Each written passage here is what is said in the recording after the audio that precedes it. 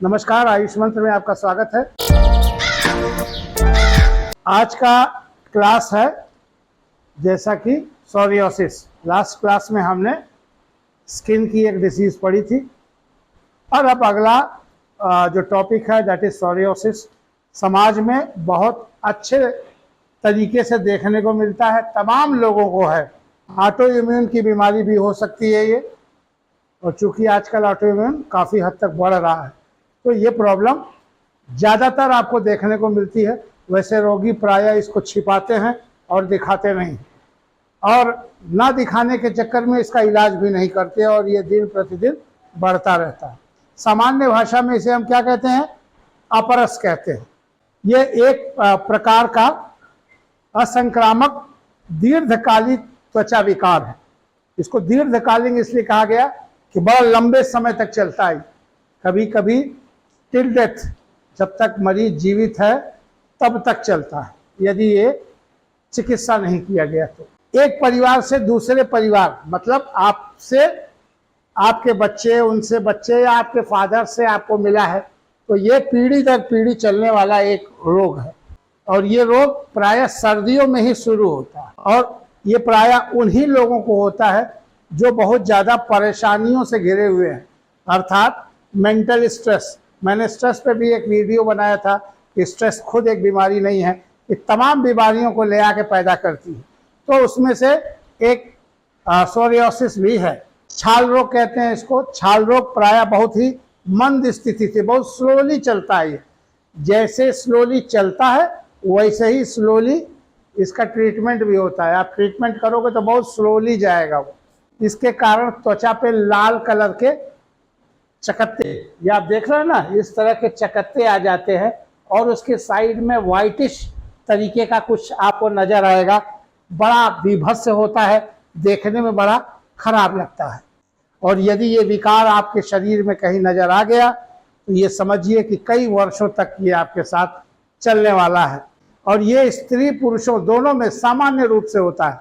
Psoriasis में त्वचा की कोशिकाओं की संख्या बढ़ने लगती है, ग्रोथ जो है कोशिकाओं का ज़्यादा होने लगता है, चमड़ी मोटी होने लगती है।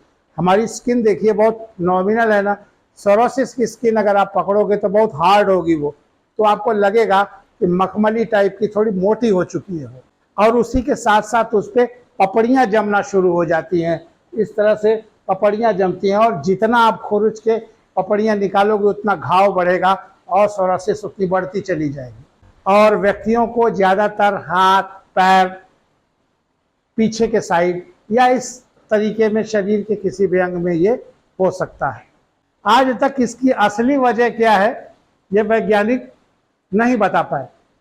तो इसका कोई असली वजह नहीं है कि किस कारण से ये रोग होता है। ये कारण ये है कि ऑटो इम्यून डिजीज में ये चीज़ हो सकती है, लेकिन प्रायः सबकी ऑटो इम्यून नहीं होती। तो कुछ अनऑटो इम्यून डिजीज में भी इस तरह का विकार देखने को मिलता है।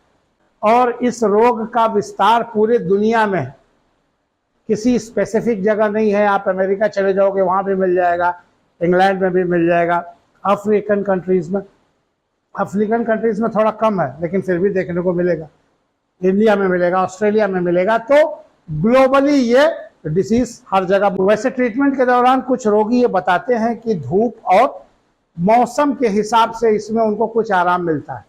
सर्दी के मौसम में ज़्यादा तकलीफ होती है और गर्मियों के मौसम में उनको थोड़ा आराम मिलता है। सामान्यतः त्वचा की कोशिकाएं जो हैं पुरानी होकर झड़ना प्रारंभ कर देती हैं। कुछ व्यक्तियों में देखने में मिला है कि 4 से 5 दिन में ही त्वचा झड़ना शुरू हो जाती है, और ये झड़ी हुई त्वचा जो है इस छल रोग में एक घाव उत्पन्न करती है। इसके बारे में तो आप जान गए, क्योंकि इसका स्पष्ट कोई नेचर नहीं है तो हम ये नहीं बता सकते कि इसका उद्गम कहाँ से होता है, क्यों होता है। लेकिन इसका रोकथाम के लिए हम क्या कर सकते हैं? तीव्र धूप से बचिए, त्वचा में चोट लगने से बहुत हद तक बचाने की कोशिश करिए, धूप में जाना सीमित रखिए, यदि संभव है तो कॉटन ड्रेस का प्रयोग करिए। मदिरापान या धूम्रपान यदि आप करते हैं तो उसको रोक दीजिए, क्योंकि उसके वजह से इसका संक्रमण बहुत तेजी से फैल सकता है। स्थिति को और बिगाड़ने वाली किसी औषधि का सेवन ना करें। नॉर्मली अगर आप किसी मॉडर्न मेडिसिन का इस्तेमाल कर रहे हैं तो एक बार अपने चिकित्सक को जरूर बता दें कि आप स्किन सिरोसिस के पेशेंट हैं, क्योंकि किसी दवा का साइड इफेक्ट से आपको प्रॉब्लम दोगुने रफ्तार से बढ़ सकती है। अपने शरीर के तनाव पर नियंत्रण रखें। ये तो मैंने पहले भी कहा है आप लोगों को कि तनाव को नियंत्रित रख के आप बहुत हद तक रोक सकते हैं। तो तनाव नियंत्रित रखने का बहुत वजह है, बहुत कारण है जिससे आप तनाव को अपना नियंत्रित रख सकते हैं।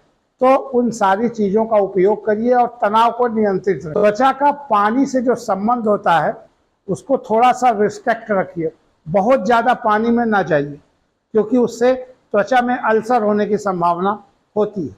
अगर आप तैरना या नदी का स्नान करना चाहते हैं तो उसको रोकिए, क्योंकि उससे आपको प्रॉब्लम बढ़ सकती है।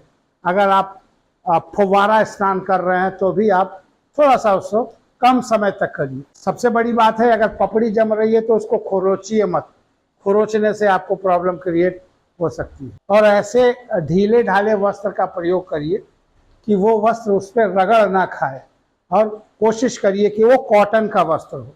यदि कोई अन्य बीमारी इसके संबंध में आ रही है तो अपने चिकित्सक को परामर्श जरूर लीजिए। सबसे बड़ी चीज़ है, अपने खान पान पर ध्यान रखिए, बहुत ज़्यादा मिर्च मसाले वाली चीज़ ना खाइए। अब आ जाते हैं प्राकृतिक चिकित्सा, आप इसका क्या कर सकते हैं। प्राकृतिक चिकित्सा में आप इसके लिए क्या कदम उठा सकते हैं। सबसे पहले चाहिए कि आपको करीब करीब 7 दिन या 15 दिन तक फलाहार पे रहिए, अन्न का सेवन ना करिए। 15 दिन या 7 दिन जो भी आपसे ईजिली फॉरगोइंग हो सके, तो आप 7 डेज या 15 डेज तक जो है एकदम फल पे रहिए। फ्रूट्स ही सिर्फ लीजिए। फ्रूट्स लेने का मतलब ये नहीं है कि फ्रूट जूस लीजिए, साबुत फ्रूट लीजिए। और 7 डे आपने फ्रूट्स पे रहा, 7 डे आप फ्रूट्स और मिल्क पे रह सकते हो, तो 7 दिन फ्रूट पे रहिए, 7 दिन फ्रूट और मिल्क पे रहिए। यदि आप रोगी हैं और आपको पेट में कोई प्रॉब्लम हो रही है, या आपको अपच है या कब्ज की शिकायत है, तो एनिमा या उससे संदर्भित जो भी दवा है या आयुर्वेद में आप विरेचन करा सकते हैं। आप अपरस वाले जगह पे थोड़ा गर्म थोड़ी ठंडी दोनों सेक ले सकते हैं। पहले गर्म सेक लीजिए, फिर ठंडी सेक लीजिए, फिर गर्म सेक लीजिए। इससे भी आपको बहुत हद तक आराम मिलेगा और इसके फैलने में थोड़ा सा समय लगेगा। प्रायः गीली पट्टियाँ का प्रयोग प्राकृतिक चिकित्सालय में करते हैं। मर्ड थेरेपी का भी प्रयोग इसमें किया जाता है और बहुत हद तक सफल भी है। और पेशेंट को कुछ दिन तक वहाँ एडमिट करते हैं, कुछ दिन तक गर्म पानी का एनिमा देते हैं, उसके बाद फलाहार पे रखते हैं, फिर दुग्धाहार पे रखते हैं। अलग अलग आहारों के पेशेंट को रखा जाता है। ये प्राकृतिक चिकित्सालय में ऐसा ट्रीटमेंट होते हैं, मैंने देखा है। एक ब्लू लाइट थेरेपी होती है, तो ब्लू लाइट थेरेपी आप दिन में पर डे के बेस पे 15 मिनट 10 मिनट आप उसको कर सकते हैं। अगर वो करते हैं तो उसमें भी मैंने बहुत हद तक लाभ होते हैं। इसमें चंदन का बड़ा उपयोग है। चंदन के पाउडर या चंदन रक्त चंदन के से इसका इलाज किया जाता है। पंचकर्म में तमाम ऐसे ट्रीटमेंट है, लेपन है, कई प्रकार का लेपन होता है जिससे इसको सही किया जाता है। आपको एक उपाय बताऊं, पत्ता गोभी का एक प्रयोग है। पत्ता गोभी सिरोसिस के लिए बहुत अच्छा है। पत्ता गोभी का सूप पीने की भी सलाह दी जाती है और संक्रमित जगह पर पत्ता गोभी और कुछ आयुर्वेदिक ड्रग्स को लगाकर यदि स्वेदन कर्म किया जाए तो बहुत जल्दी रोगी को आराम मिलता है। लेकिन उसके लिए आपको किसी पंचकर्म सेंटर पे जाना पड़ेगा, वो अपने हाथ से नहीं हो पाएगा। शिकाकाई को पानी में उबालकर उससे भी उसकी धुलाई करते हैं, लेकिन उसके बाद कुछ प्रक्रिया और करते हैं तो ड्राइनेस बढ़ जाएगी। ये भी आप सुनने के लिए अच्छा है, लेकिन करने के लिए अपने से मत करिएगा।